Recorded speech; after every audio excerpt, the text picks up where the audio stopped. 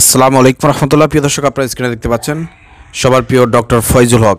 আপনাদেরকে গত কয়েকদিন আগে একটা ভিডিওতে জানিয়েছিলাম যে ডক্টর ফয়জুল হক তিনি পোস্ট করেছেন তিনি আসলে রাজনীতি ছেড়ে দেবেন, এরকমটা একটা পোস্ট তিনি করেছিলেন। তো আসলে এই যে রাজনীতি থেকে তিনি অনীহা প্রকাশ করতেছেন কেন? আবার রিসেন্টলি তিনি একটি পোস্ট করেছেন, প্রিয় দর্শক আপনারা দেখতে পাচ্ছেন স্ক্রিনে, ডক্টর ফয়জুল হক এমপি হিসেবে দেখতে চাই, ঝালকাঠি 1 নম্বর আসন, রাজাপুর কাঠালিয়া সংসদীয় আসনে ডক্টর ফয়জুল হককে এমপি হিসেবে দেখতে চাই। আহ্বানে দল, মত, জাতি ও ধর্ম নির্বিশেষে সর্বস্তরের জনতা। আচ্ছা, আপনারা অবগত আছেন যে ডক্টর ফয়জুল হক সবসময় তিনি বিএনপি রাজনীতির সাথে জড়িত এবং তিনি সবসময় পরিচয় দিয়ে থাকেন তিনি বিএনপি করেন। বিএনপির পরিচয়ই তাকে আমরা দিতে দেখেছি।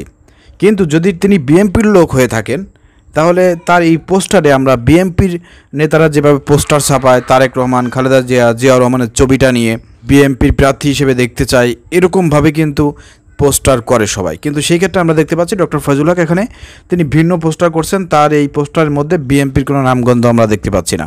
এটার কারণটা কি? এটার কারণটা ওটাই, প্রিয় দর্শক, গত কয়েকদিন আগে ডক্টর ফয়জুল হক তিনি বুঝতে পেরেছেন, বিশেষ করে নূরের ঘটনা আপনারা দেখেছেন প্রিয় দর্শক। তারেক রহমান নূরের যে এলাকা আছে সেই এলাকায় বিএনপির প্রার্থী করবে, মানে সেখানে বিএনপি ছাড় দিয়ে নূরকে প্রার্থী করবে তারেক রহমান। সেটা উপর থেকে বলে দেওয়ার পরেও স্থানীয় বিএনপির নেতাকর্মীরা নূরকে কিন্তু মেনে নেয় নাই। তারেক রহমানের কথাকে উপেক্ষা করে তারা নূরকে সহযোগিতা না করে বরঞ্চ নূরকে আরও আটক করে রেখেছিল। গত কয়েকদিন আগে আপনারা দেখেছিলেন যে নূর ঈদের সময় এলাকায় গেলে পারে, গণসংযোগ করলে পারে, সেখানে বিএনপির নেতাকর্মীরা তাকে আটক করে আটকে রেখেছিল। এই ধরনের ঘটনাও ঘটেছিল। তো বুঝতেই পারতেছেন যে আসলে সব জায়গায় বিএনপির লোকজন তারেক রহমানের কমান্ড ফলো করবে না। তো সেইখান থেকে কিন্তু নূর কিন্তু আবার পোল্টি মেরে, যেহেতু তিনি বুঝতেই পেরেছেন যে তারেক রহমানের কথা এলাকার স্থানীয় বিএনপির লোকজন শোনে না এবং স্থানীয় বিএনপির অনেক নেতারা আছে যারা এমপি হওয়ার জন্য বসে আছে, অর্থাৎ নূরকে মেনে নেবে না, এটা নূর বুঝতে পেরেই কিন্তু বিএনপি থেকে সরে গিয়ে এখন জামাতের সঙ্গে জোট করতেছে। তো এই দৃশ্যটা কিন্তু ডক্টর ফয়জুল হক তিনি অ্যানালাইসিস করেছেন এবং গবেষণা করেছেন, চিন্তা করেছেন। যেহেতু ফ্যাসিবাদের দীর্ঘ সময় কিন্তু ডক্টর ফয়জুল হক তিনি বিদেশে ছিলেন, বিদেশ থেকে তিনি কিন্তু ফ্যাসিবাদের বিরুদ্ধে অনলাইন সোশ্যাল মিডিয়ায় টকশোর মাধ্যমে, ভিডিও বার্তার মাধ্যমে তিনি অন্যায়ের প্রতিবাদ করে গিয়েছেন। কিন্তু স্থানীয়ভাবে বিএনপি নেতারা যেভাবে রাজনীতি করে সেভাবে কিন্তু আঞ্চলিক রাজনীতির সাথে ডক্টর ফয়জুল হক কিন্তু পরিচিত না। এবং আপনারা দেখছেন ডক্টর ফয়জুল হক 5 আগস্টের পর দেশে ফেরার পরে কিন্তু আঞ্চলিকভাবে কিন্তু ওইভাবে বিএনপির কোনো প্রোগ্রাম বলেন, সারা বাংলাদেশে বিএনপির কোনো প্রোগ্রাম বলেন, সেখানে কিন্তু ওইভাবে ইনভলভ তাকে আমরা দেখি নাই। তো সব মিলিয়ে আসলে বিএনপির রাজনীতির সাথে ডক্টর ফয়জুল হকের মতন একজন ব্যক্তি আসলে মানায় না। ডক্টর ফয়জুল হক তিনি একজন উদারপন্থী একজন মানুষ, বাংলাদেশের সব দলের পক্ষেই তিনি কথা বলেন, সব দলের ভালো ভালো বিষয়গুলো তিনি তুলে ধরেন এবং সব দলের খারাপ নেগেটিভ যেসব বিষয়গুলো আছে, অন্যায় অপকর্ম যেগুলো আছে, সেসব বিষয় নিয়েও কিন্তু তিনি কথা বলেছেন। এমনকি বিএনপির বড় বড় নেতারা অনেক সময় বাজে বাজে মন্তব্য করেছে, উল্টোপাল্টা বক্তব্য দিয়েছে, জামাতের বিরুদ্ধে কথা বলেছে, চরমার বিরুদ্ধে কথা বলেছে, তাদেরকে নিয়েও কিন্তু সমালোচনা করেছে ডক্টর ফয়জুল হক।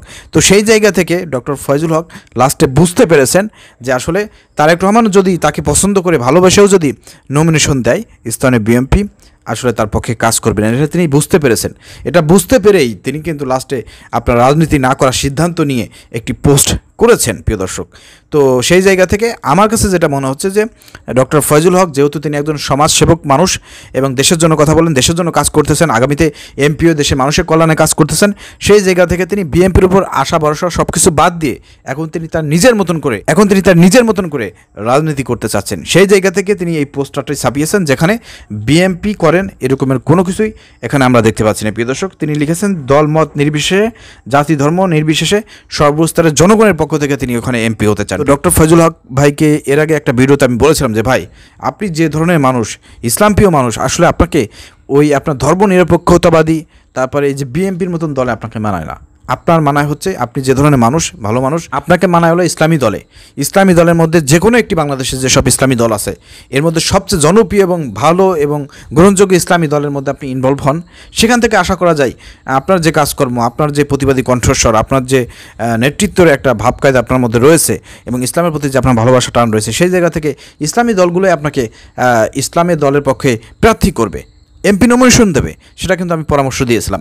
তো আশা করি যে ডক্টর ফয়জুল হক ভাই আমার পরামর্শ গ্রহণ করবেন এবং সেদিকে তিনি এগিয়ে যাচ্ছেন। ঠিক আছে, আশা করি যে আগামীতে ইসলামী দলগুলোকেও আমি বলেছিলাম যে ডক্টর ফয়জুল হক যেহেতু একজন ভালো মানুষ এবং ইসলামের পক্ষে তিনি অনেক কথা বলেন এবং ইসলামের প্রতি তার একটা অন্যরকম টান রয়েছে, ইসলাম প্রতিষ্ঠার জন্য তিনি কাজ করে যাচ্ছেন, সমস্ত আলেম ওলামাদের সঙ্গে তার ভালো সম্পর্ক রয়েছে, ইসলামী দলের সাথে তার ভালো সম্পর্ক রয়েছে, ওয়াজ মাহফিলে গিয়ে বক্তব্য রাখেন, সারা বাংলাদেশের ইসলামী মানুষের কাছে তার কিন্তু একটা ভালোবাসা আছে, তার কিন্তু একটা গ্রহণযোগ্যতা আছে। সেই জায়গা থেকে তাকে যদি আমরা ইসলামের পক্ষে কাজে লাগাইতে পারি সেটা কিন্তু আমাদের জন্য খুব ভালো হবে, ইসলামের জন্য ভালো হবে। সেই জায়গা থেকে আমি ইসলামী দলগুলোকে বলেছিলাম যে আপনারা বেশি বেশি করে ডক্টর ফয়জুল হকের সঙ্গে যোগাযোগ করুন, তাকে ইসলামী দলের মধ্যে অন্তর্ভুক্ত করার জন্য আপনারা চেষ্টা প্রচেষ্টা করেন।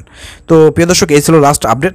যদি এ বিষয়ে আপনাদের যদি কোনো দ্বিমত থাকে আপনারা কমেন্ট করতে পারেন। যদি মনে করেন যে ডক্টর ফয়জুল হকের ব্যাপারে আমার কথাগুলো সঠিক, একটু কমেন্ট করে জানাবেন এবং ভিডিও শেয়ার করে দেবেন। আসসালামু আলাইকুম রহমতুল্লাহ।